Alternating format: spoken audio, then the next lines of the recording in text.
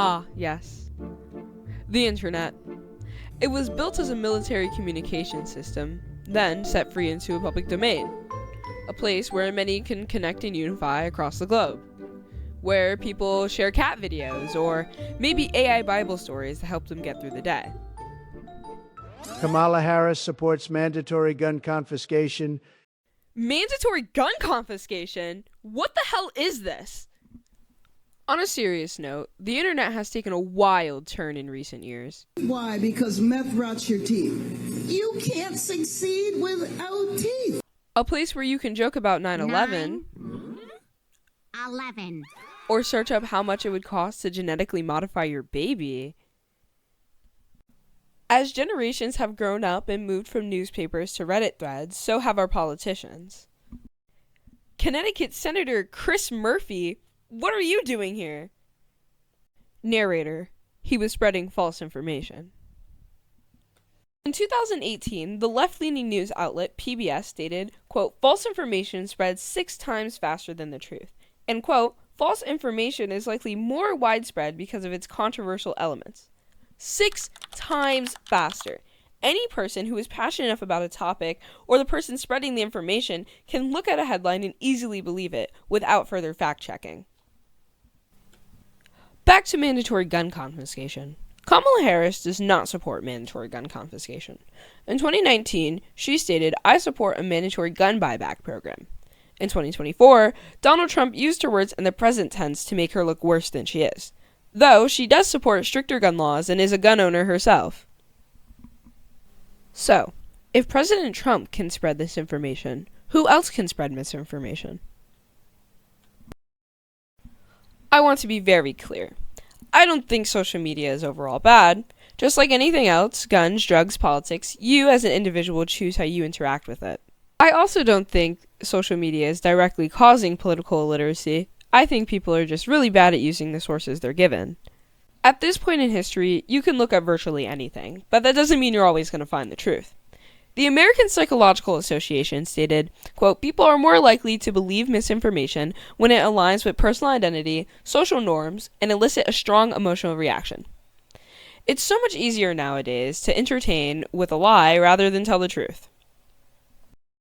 The government doesn't want you to know this. Did you hear what this politician said? Global warming is coming to get us all, though it was 50 degrees in late May. What the APA said makes sense. People like to be told they're right and not to be challenged. This matters even more now because most young people get their news from social media. Not me, though. According to Tisch College, 77% of youth use social media to find the news. Obviously, teens aren't reading the latest news issue before school.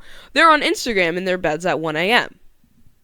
These social media companies designed to keep you, not educate you. That's your job. If rage keeps you scrolling, you'll see more rage-inducing things. If politics rage you, you'll see more political rage bait. Instead, you don't want to kill Mexican babies? You're a racist! You're a racist! You're a racist! It's the end of the white man! After not so much time passes, everyone agrees with you. The people who don't are dumb and evil. Then you're stuck in an echo chamber, and that's what destroys discussion. What worries me the most is the lack of fact-checking, not the misinformation itself. If something is emotionally correct, then it is correct. All day long, people post and repost whatever they want, but it's up to you to believe and support what's factually right, not emotionally. Breaking news. Appalachia high school shooter has been identified as non-binary trans girl removing U.S. citizen on plane for being Latino. Blocked a bill that expanded Adam Hoffman abused little boy, and Ken Paxton is letting Hoffman off the hook. Candidate Josh Turek supports sex changes for kids. Test results show he has an extreme intelligence. Sometimes politicians are right. Sometimes they're over the top. Most times the media twists stories to get more views or whatever they're searching for. The overall fact is people don't really stop to check anymore. You can make one video and suddenly you're an expert. This changes democracy so much more than we realize. Democracy only works if people are informed, can make their own decisions, and know right from wrong on a factual basis, not get emotionally manipulated into choosing an imaginary side. Obviously, people have always lied. On the news, in the papers, in their speeches. But information moves slower, gave more people time to check, and people actually gave time to check. Now, some random guy named Kamala's Tylenol baby can make a post at breakfast and by dinner have millions of people agreeing with him, not just his opinion. This is insane. The way society is okay with this is insane. What's even more crazy is how people build their viewpoints based on a political side. It's not just, are you a cat or dog person anymore? It's, are you MAGA, conservative, liberal, Democrat, Republican? Whatever. When politics become identity, not just discussion, it loses its meaning, validity, and truth. The people on social media are constantly encouraging the break of American democracy as well. If you agree with someone, you follow them. If you disagree with someone, you call them a fascist or blue-haired and block them. Here, you can see citizens of my own state asking who to boycott, who's secretly evil, who to support, and who not to support, all in r/Connecticut. We don't see each other as disagreeing Americans anymore. We see each other as enemies. And that is dangerous for democracy, because democracy depends on disagreement. That's all part of the system. We don't only see it online. Schools are struggling to keep up with everything too.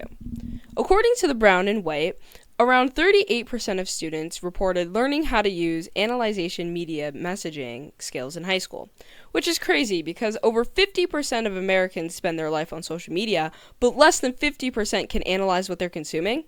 Memorization is taught, analyzation is not. And now, with the rise of AI, this problem is even bigger. Not only was reposting any and every headline a problem, but now people are regurgitating AI without checking the sources. When people stop verifying, we lose sight of what's real and what's not.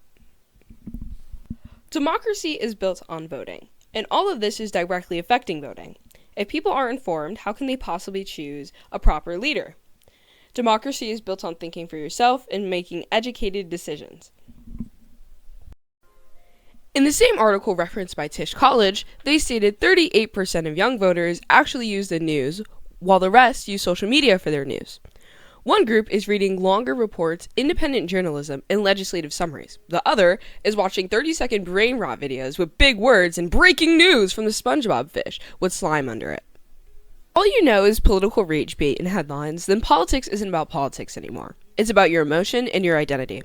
People stop voting for what's right and start voting for who can show you the most homeless immigrants and then do nothing about it. Prices have gone up. The future of democracy depends on debate, education, and policy, not emotional entertainment and rage bait. You can't succeed without tea. Political literacy doesn't mean swimming in politics 24/7 like I do myself. You don't even have to be a genius. You just have to be open to discussion, be educated on governmental structure, and fact check. It may seem overwhelming, but it's truly not. Use multiple sources. I like to use Ground News and PolitiFact, which I use both for this video. Read more than one headline. Pay attention to more than your national government. And whatever you do, don't go on Instagram and get your political information from Spencer Coxlover 2001. The internet gave humanity unlimited connection and access to information. That should have made us the smartest. Instead, it made us emotionally reactive, and if things continue like this, democracy will slowly weaken as fewer people know the truth. Then, it will dwindle away and collapse. We live in a time where support for democracy is already on the decline. And to me, that's terrifying.